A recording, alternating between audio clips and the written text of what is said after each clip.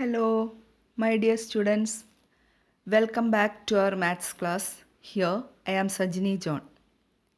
In the previous class, we have learned about ratio, composition of ratios, proportion, continued proportion, etc.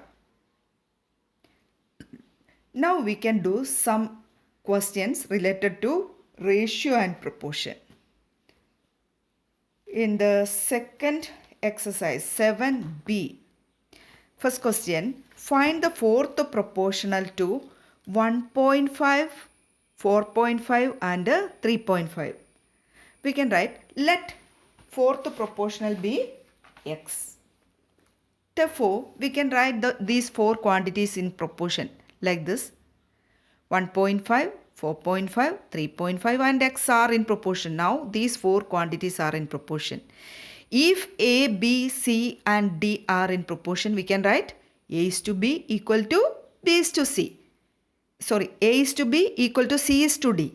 Similarly, here we can express this as 1.5 is to 4.5 is equal to 3.5 is to x.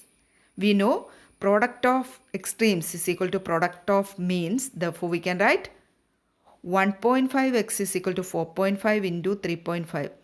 Now, just to simplify, x is equal to 4.5 into 3.5 by 1.5. Transpose 1.5 to the right side and we can remove decimal place by multiplying numerator and denominator by 100. Then you can see 45 into 35 divided by 150. And you will get the result 21 by 2, that is 10.5. So 10.5 is the fourth proportional. Okay. And the second question, find the third proportional to. Here you can see only two quantities. Therefore, these quantities are in continued proportion. So let's assume let third proportional be x. Now we can write these three quantities are in proportion a minus b, a square minus b square and x. This is the third, 1, 2, 3, third proportional. X is the third proportional. Now if a, b, c are in continued proportion, what can we write? A is to b equal to b is to c. So a minus b is to a square minus b square is equal to a square minus b square is to x. Again, product of extreme is equal to product of means. Or we can use b square is equal to ac. That form. Now we get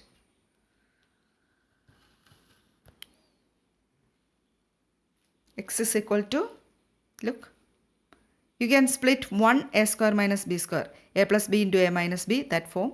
And we can cancel these two. So what is x? X is equal to a plus b into a square minus b square. Now third question homework, fourth one. If x plus 5 is the mean proportional between x plus 2 and x plus 9, find the value of x. If x plus 5 is the mean proportional between these two, so we can express x plus 2, x plus 5 and x plus 9 are in proportion. As usual, product of a is to b equal to b is to c, like this. Product of extremes is equal to product of means. Therefore, we can write or b square is equal to ac. That's enough. So, just expand left side and right side also. X square will be cancelled. Now, transpose this 10x to the right side and these constants to the left side. You will get x is equal to 7. Okay. Now question number 5. If x square, 4 and 9 are in continued proportion, find x. Simple question. We can write x square, 4 and 9 are in continued proportion. We can write x square is to 4 equal to 4 is to x square is to 4 equal to 4 is to 9. You can write 4 square. This is 4 square is equal to 9x square. X square is equal to 16 by 9. Therefore, x is equal to plus or minus 4 by 3. Now question number 7, sixth one homework. Question number 7. If a, b, c are in continued proportion, show that a square plus b square by b into a plus c equal to b into a plus c by b square plus c square. What is given here? A, b, c are in continued proportion. Therefore, we can write b square is equal to ac or a by b equal to b by c. When you cross multiply, you will get b square equal to ac. Now, we can take LHS of the given expression. So, that is a square plus b square by b into a plus c.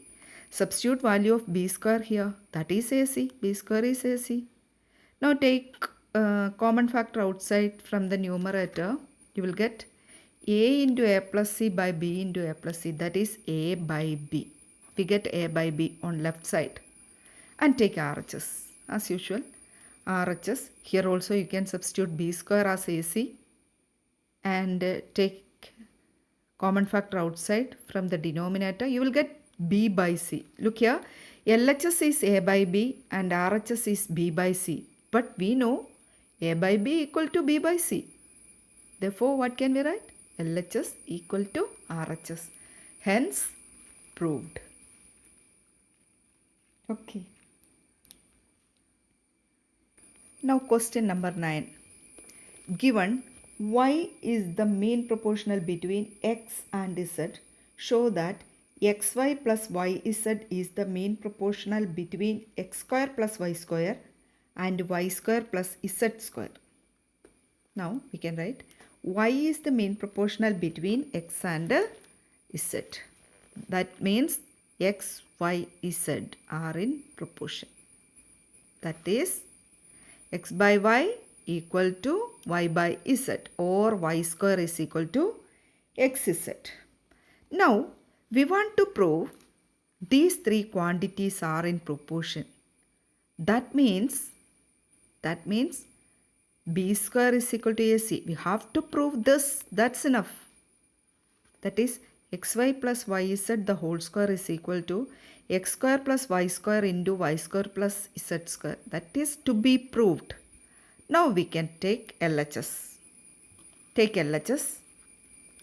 Simplify that LHS. Take y outside and the remaining is x plus z the whole square. That is y square into x plus z the whole square. What is y square?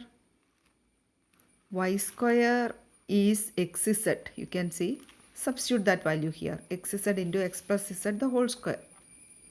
Now take RHS. Here also you can substitute the value of y square. You can see. And we can take x outside from this bracket and z outside from this bracket. Now you can see that. And it is xz into x plus z the whole square. You can see these two equal. These two. Look. So we can write LHS equal to RHS. Now we are going to learn about important properties of proportion. This topic is very, very important. So listen very carefully. If A, B, C and D are in proportion, if four quantities are in proportion, we can write A is to B equal to C is to D. That is A by B equal to C by D. Okay. Now, if A by B equal to C by D, you can see 1 by 2 is equal to 4 by 8. That we know. If we take reciprocal on both sides, what will happen? 2 by 1 and here 8 by 4. Right? And you can see these two things are also equal. That is one property of proportion. And another interesting property, you just add. Suppose 1 by 2 equal to 4 by 8. Add the numerators together. 4 plus 1, 5. Add denominators together. 8 plus 2, 10. What is 5 by 10? It is again 1 by 2 itself, no? When we cancel this, you will get 1 by 2. That is another interesting property of proportion. Look here, 1 by 2. So, when we add these two, we get 5. 2 plus 8, 10. Okay, so 5 by 10. That is also equal to this. In like this, we are studying some important, interesting properties of proportion. Here, now we are going to learn 5 important properties of proportion. Some names are there. The names are invertendo, alternando, componendo, dividendo, componendo and dividendo. First one is invertendo. If A by B equal to C by D, B by A equal to D by C, just reciprocal. That's also equal. That is one property. We can apply this property in the given questions. Now, second property is alternando. You just look here. If A by B equal to C by D, we can interchange B and C like this, cross multiplication method, no? We can interchange these two. Again, these two ratios will be equal, and interchange A and D also. Here, I'll show only one. So, just interchange these two. We get, this is another property, A by C equal to B by D. Look here, just interchanging these two. That name is alternando. So, you have to remember the names. Next is componendo. Again, we can see A by B equal to C by D. Look here.